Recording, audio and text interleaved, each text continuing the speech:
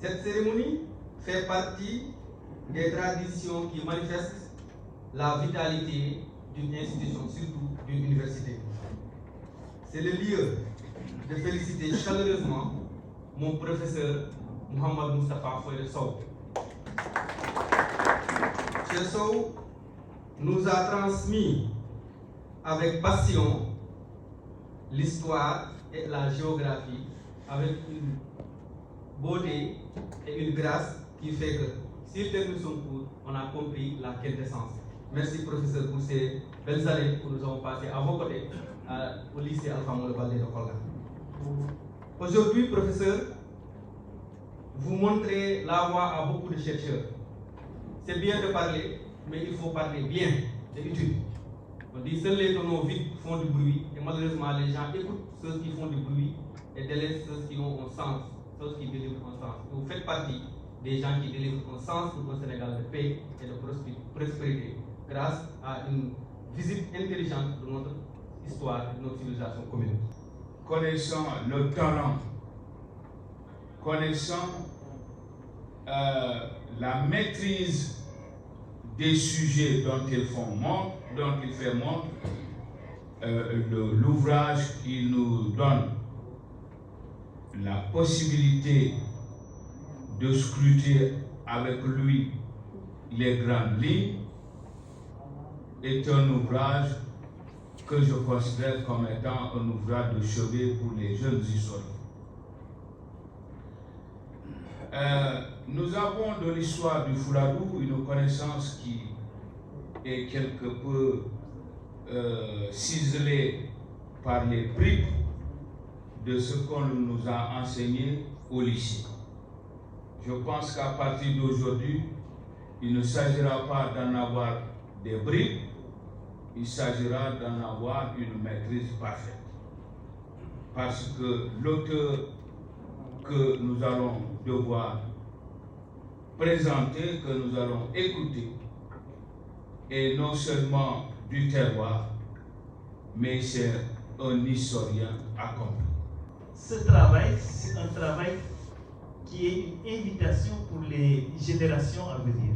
Et comme on est à Kolda, nous sommes dans un terrain qui est en friche, un terrain qui est riche et qui demande précisément en fait un investissement intellectuel. Tout à l'heure, M. le recteur parlait de l'université. Et l'université, c'est un lieu de construction et de fabrication en fait du savoir. Et nous avons maintenant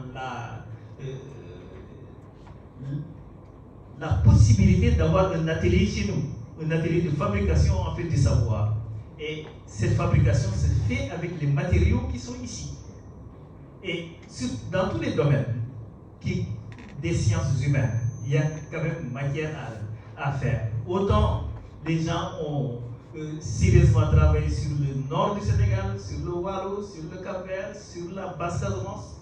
Et je pense qu'il faut tourner le regard vers des perspectives qui sont ici et qui permettent également d'enrichir et de contribuer à, comme dirait le recteur, à cet échange du donner et du recevoir.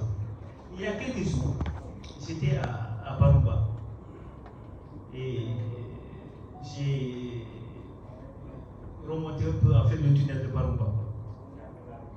Et c'est un site archéologique extrêmement riche, avec un certain nombre qui est disséminé sur des dizaines de kilomètres et qui est en train de se perdre. Et c'est aux historiens, c'est aux qui vont peut-être les archéologues par la suite, c'est à eux en fait de sauver et de préserver en fait ce patrimoine-là. C'est un patrimoine archéologique. Alors autant c'est un patrimoine archéologique, il y a également en fait un patrimoine immatériel qui est là.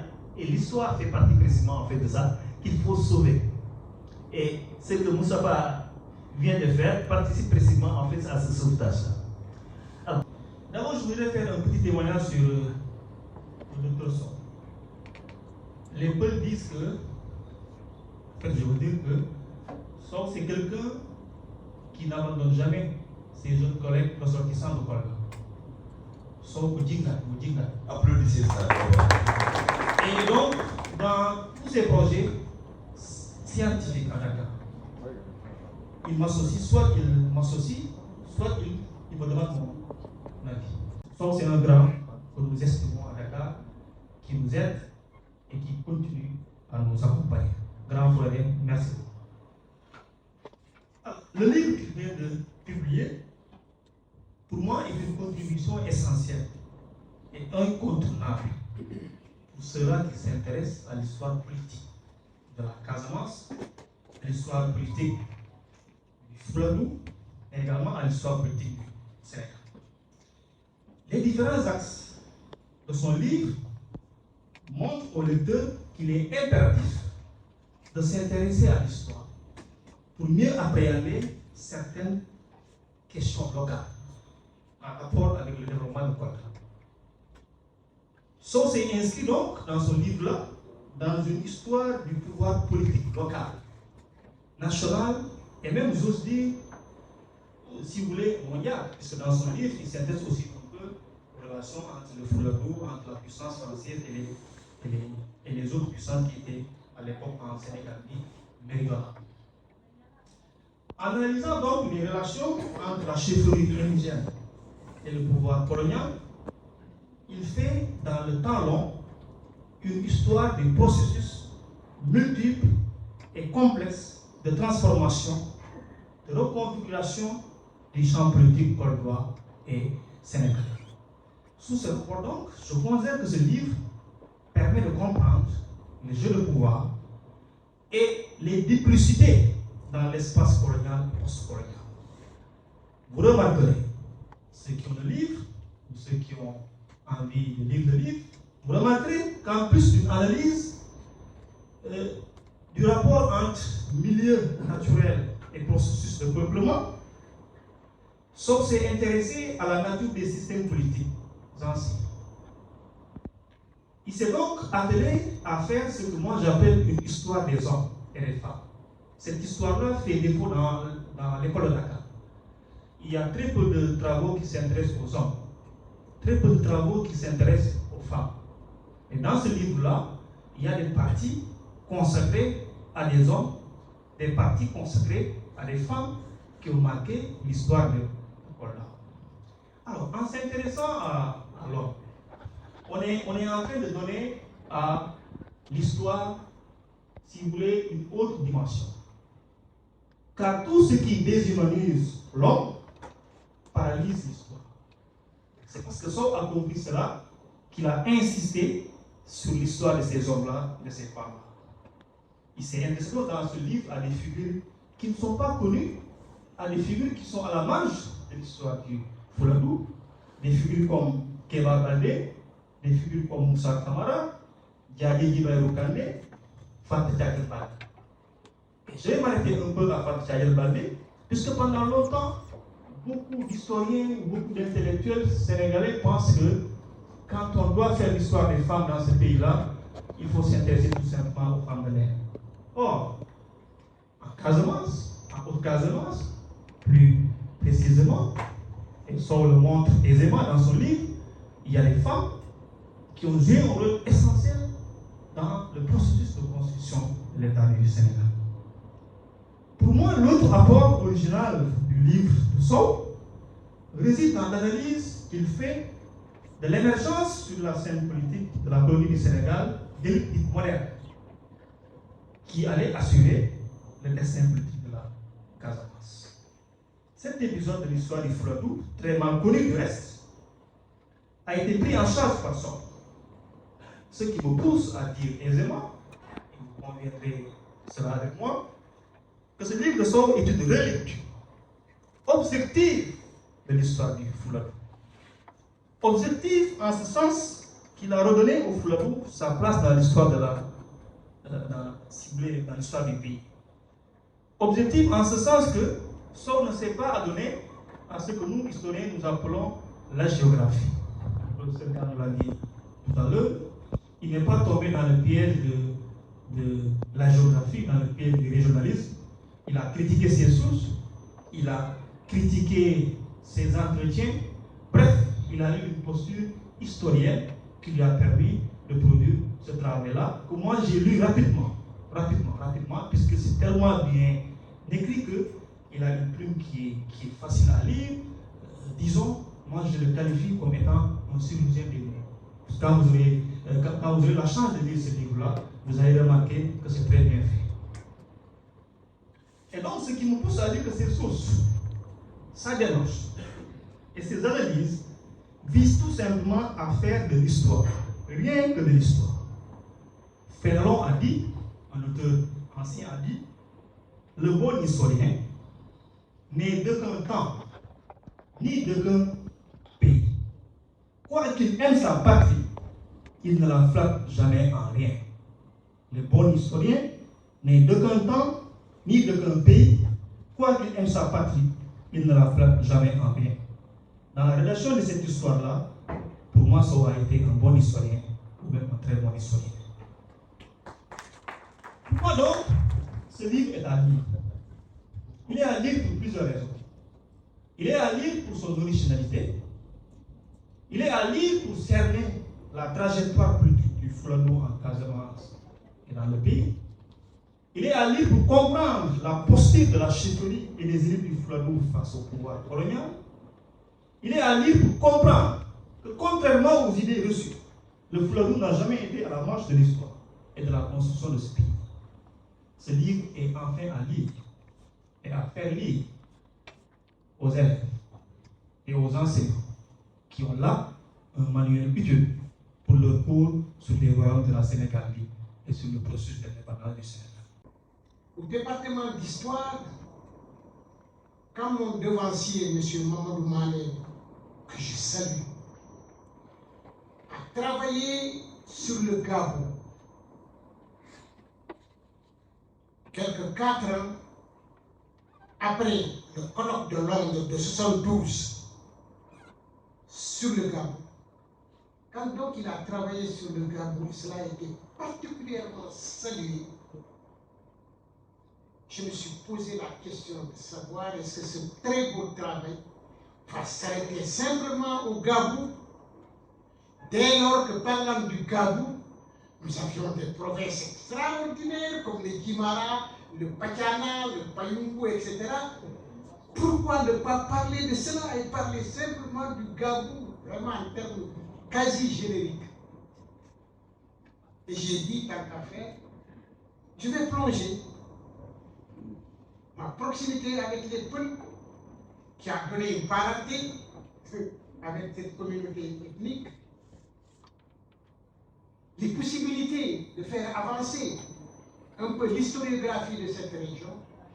Tout cela m'a amené à penser à la poursuite de l'étude de Mané, ne pas nous en arrêter au Gabou seulement, mais d'essayer d'étudier le déclin du Gabou et l'émergence du royaume du Fuladu. Applaudissez cet activité. Voilà un peu les raisons, toutes les raisons, historiques, subjectives, etc., etc., et enfin scientifiques, toutes ces raisons qui m'ont amené à faire un petit essai sur la fin du Gabou et le début du royaume du Fuladu. Étude extraordinaire, étude extraordinaire, pas mon étude, mais enfin, champ d'investigation extraordinaire, ont trouvé des choses extraordinaires, très intéressantes. Je me suis essayé, tant bien que mal. Après la présentation du mémoire de Mané en 1976, en 1978, j'ai présenté mon mémoire de maîtrise sous la conduite d'éminents professeurs, au nombre desquels feu M. Sekele Mori Sissoko, spécialiste du monde mandingue, M. Thierno Diallo, spécialiste du Fouta Djallon. Vous avez également la grande capitale religieuse où le sort du Fuladu se discutait, loin du Fuladu au Fouta Djallon, c'est la capitale religieuse Fougoumba. capitale religieuse du Fouta. M. Sow, ça a beaucoup contribué à la libération du Fouta.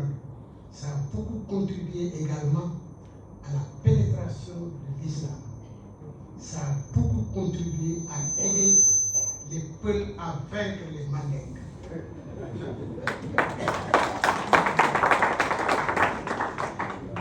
Et ces relations ont survécu grandement à la chute de l'Empire du Gabou à Kansai. Monsieur Sow, j'apprécie particulièrement votre travail pour le peu que j'en ai lu, mais pour les discussions que nous avons eues également. J'apprécie particulièrement votre amour pour ce fleuve. Vous vous souvenez bien que c'était en 91 ou 92, pendant que vous étiez au lycée Alpha Moro Baldé, avec les élèves du foyer scolaire, nous avons fait une petite communication sur le monde mandingue et le monde peu. Monsieur Sow, vous êtes endurant, vous êtes très endurant. Monsieur Sow, vous êtes têtu au sens positif, ou si vous prenez, vous ne lâchez pas. Et donc, depuis cette période, vous n'avez eu cesse de parler du Fouta. Vous avez ensuite travaillé sur le Fouta. C'était le mémoire de maîtrise. Ensuite, la thèse. Et vous l'avez prolongé comme historien dans les grands travaux de la réécriture de l'histoire générale du Sénégal. Merci beaucoup.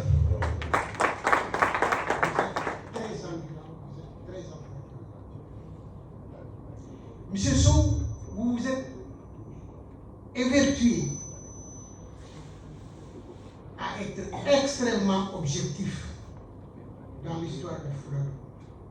On aurait pu penser que vous êtes dans cette logique de déconstruction qui est en cours maintenant dans les études historiques. La déconstruction qui peut être liée à des facteurs de type identitaire, subjectif, etc., etc. Mais parlons-en. L'origine servile de Alpha Moro et sa descendance. J'ai lu des travaux là-dessus, j'ai lu des essais là-dessus, dont celui de mon ancien élève Abdelhamid, qui s'est échiné à dire que non, il n'est pas d'origine servile. Je vous ai lu, je n'ai pas eu l'occasion encore d'en discuter avec vous parce que depuis lors, c'est la première fois qu'on se voit. Il y a donc cette tendance de déconstruction qui généralement obéit à des logiques de type identitaire, affinitaire, qui ne contribuent pas beaucoup à l'éclairage de l'histoire. Et j'ai lu aussi beaucoup de choses. Et de vous, et de mon grand frère Youssou Kamara, sur l'arbre de Moussa Moro, le Dialaba, le fameux Dialaba, qui fait l'objet, qui anime beaucoup de panels. Et donc, la plupart des auteurs sont là. Cette question aussi, vous ne vous êtes pas laissé entraîner par cette vague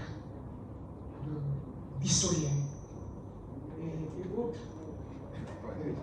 qui certainement cherchent à donner la meilleure image possible du Fouladou, mais qui en même temps balafre un peu l'histoire. Je souhaite que vous continuiez dans ce que vous êtes en train de faire. c'est un éclairage scientifique dont on a grandement besoin. De géographie au lycée Diallo, Ousmane Koli, qui est là. Monsieur le proviseur du lycée Alpha Molo Baldé de Kolda, qui a été mon collègue vraiment dans ce lycée. Chers collègues panélistes, honorables et distingués invités, je vous remercie de votre présence. Je suis très honoré et aussi cette cérémonie parfois est pleine d'émotions pour moi.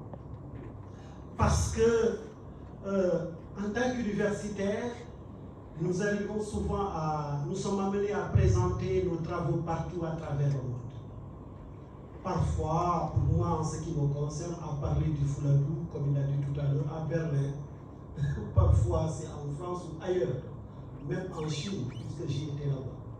Mais je n'ai jamais cette opportunité de parler de mes travaux devant surtout mes parents. Et ça,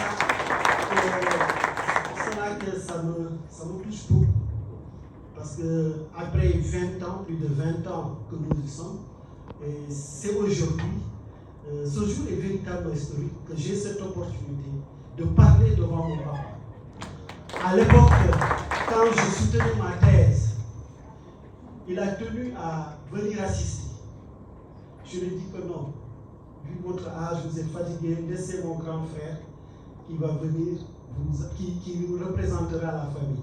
Et peut-être qu'on aura l'occasion un jour de le faire devant vous. Et je remercie Dieu, le Tout-Puissant, puisque vous êtes là, bien que ma maman ait quitté ce monde il y a quelques années, mais je vous dis combien je suis heureux. Et de le faire devant mes grands frères qui m'ont vu grandir. Vous voyez, ils sont là, eux ils m'ont vu vraiment évoluer. Et ils n'ont jamais cessé de m'encourager. Jusqu'à l'année dernière, puisque j'ai eu cette chance d'avoir évolué dans une famille quand même qui très tôt a commencé par mon papa qui est allé à l'école. Donc, le sens de la conservation des archives chez nous, moi j'ai baigné dans cette ambiance-là. Souvent, ce sont les cahiers de mes grands frères qui sont là, que je retrouvais dans la valise de ma grand-mère, vous voyez, et elle me voyait souvent rechercher et tout. Elle me disait, mais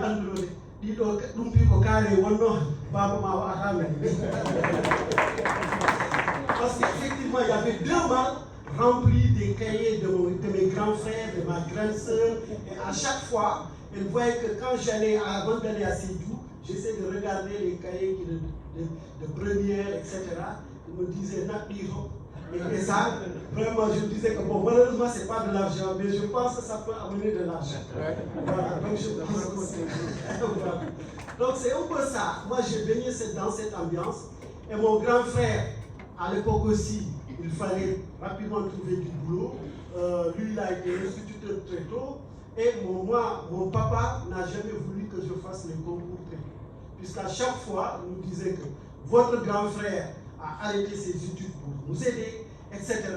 Toi, tu es au milieu, donc vraiment tu as la possibilité d'aller encore. Et je pense que fondamentalement, c'est cette ambiance-là qui m'a permis d'arpenter progressivement vraiment tous les chemins difficiles des études universitaires et jusqu'à ce que je sois aujourd'hui universitaire. Donc vraiment,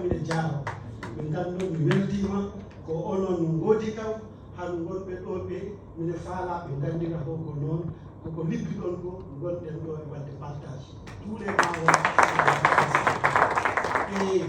et ma tante aussi, c'est, vous savez, le doyen, il a dit Yorokane, que j'aborde ici dans ce livre.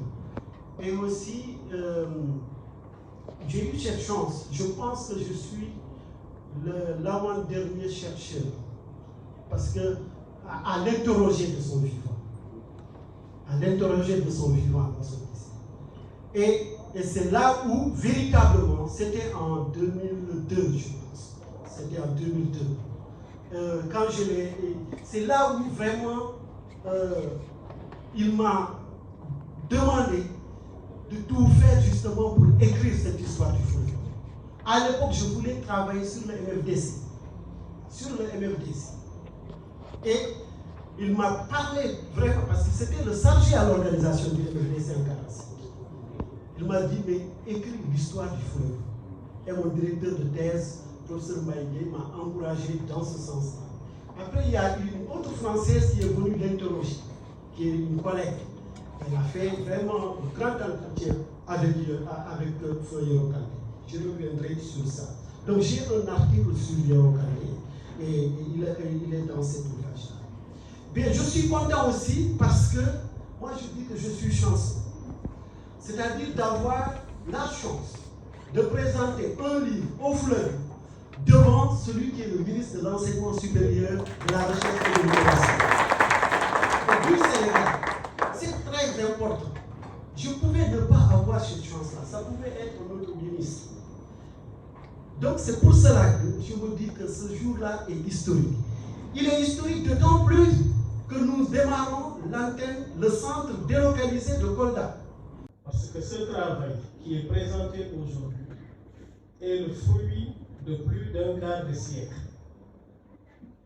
Plus d'un quart de siècle, c'est-à-dire depuis 1998, Moustapha Sow travaille sur ces questions. Nous habitions ensemble, on a toujours habité ensemble. Je peux dire que quand il défrichait le champ, j'étais là. Quand il avait encore les fiches sur lesquelles il prenait note, quand il allait aux archives nationales, ou les cassettes, les dictaphones qu'il utilisait pour venir faire des entretiens au fleuve. Je lui dis, tu es en train d'écrire sur le Fouladou. Tu penses que tu es en train d'écrire sur le Fouladou, mais en réalité, tu es en train d'écrire pour le Fouladou.